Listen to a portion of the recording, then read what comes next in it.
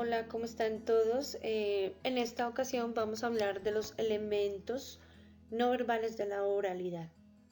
Hay que partir de una reflexión en torno a lo que es esa parte tan necesaria de la comunicación en todos, y es que es vista desde una habilidad fundamental y tan necesaria en la vida de los seres humanos que por medio de ella se logra interactuar con el entorno. Entonces esa combinación entre el lenguaje verbal y corporal permite que los mensajes transmitidos sean mucho más claros por la intencionalidad con las que se impregna.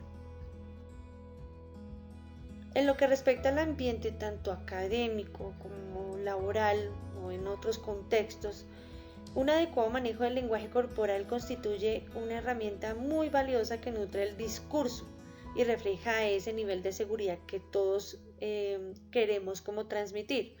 Constituye una herramienta valiosa que nutre el discurso y refleja la seguridad y la importancia para las conversaciones, para las reuniones y las entrevistas, y asimismo pues para las exposiciones. Entonces en todo tipo de contexto, de acuerdo a la necesidad, de acuerdo a la pretensión y llamar la atención del otro, entonces juegan muchos factores alrededor de lo que nosotros queremos hacer con este tipo de manejos tanto orales como no orales.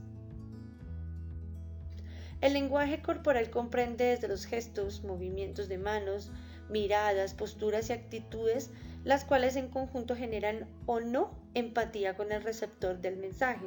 Es por eso que las organizaciones que se basan en, en este tipo de manejos, que son no solamente desde el marketing, sino a través de la política y demás instancias o ciencias humanas, desarrollan formas más efectivas de comunicarse, de liderar los equipos de trabajo, por ejemplo, de tratar a los usuarios y de atender quejas y reclamos y de expresar sus necesidades y sugerencias y además opiniones de la mejor forma. Entonces cada vez se va puliendo, se va tratando de mejorar ese aspecto en donde las dos cosas pues vayan de la mano, o sea, una coordinación y una cuestión como mucho más asertiva hacia la persona que está recibiendo ese mensaje. Entonces, Albert Mehrabian fue uno de los primeros científicos en interesarse por la comunicación no verbal. Entonces, él se dedicó a estudiar la incidencia que tiene la manera de comunicar las ideas sobre la interpretación del mensaje. Entonces, todos estos elementos que no son verbales van dentro y son intrínsecos dentro de la comunicación oral. Entonces, estos gestos y esas posturas y la distancia entre las personas que participan en un evento comunicativo, y además de la calidad de voz o las vocalizaciones, son elementos consustanciales a la actividad verbal oral. Por eso es que viene a la reiteración del concepto que yo les decía, es decir, mientras que vamos interactuando hay una necesidad muy imperativa y muy lógica o instintiva de que manejemos todo lo que estamos hablando de acuerdo a nuestras piernas, nuestras manos, nuestra postura corporal, el manejo de los ojos, si queremos dirigirlo hacia esa persona, queremos llamar puntualmente una palabra y enfocarnos a una parte del escenario, hacer énfasis en ciertas palabras, los tonos de voz también, reírnos en diferentes momentos, las emociones, la catarsis, cosas como esas son las que tratan de manejarse, pero siempre teniendo en cuenta la corporeidad. Entonces las manos son un medio y un canal de comunicación como tan contundente que en esas acciones o en esas actividades se cumple muchas veces ese propósito. Entonces, pueden ustedes también evidenciarlo, por ejemplo, en los discursos políticos, en donde la emotividad y el cuerpo generan una labor tan fundamental e importante, en donde se ve esa persona con cierta seguridad. Entonces básicamente se llama a eso, a que una conectividad y una conexión y una necesidad de que se vea ese entrelazo entre la palabra y el cuerpo. Todos los elementos que, como los lingüísticos, se producen con mayor o menor control consciente. De esta forma, más o menos, que digámoslo tipo mecánico, tienen un papel comunicativo muy importante. Eso es lo que yo les decía a ustedes. Entonces, depende del nivel de energía o de los movimientos y de la brusquedad, por ejemplo, de, de la puntualidad frente a cada palabra. Hacen énfasis a que el cuerpo requiera más rigidez o requiera mayor energía o menor energía. Entonces, la cuestión de la parte cinésica o kinestésica hacen cada uno que cumpla una labor muy particular, pero también teniendo en cuenta que la voz, eso es una cuestión que va trayendo la empatía del que está escuchando ese mensaje, o el que está viendo a esa persona realmente esté concentrada y esté dando el mensaje que realmente quiere ver.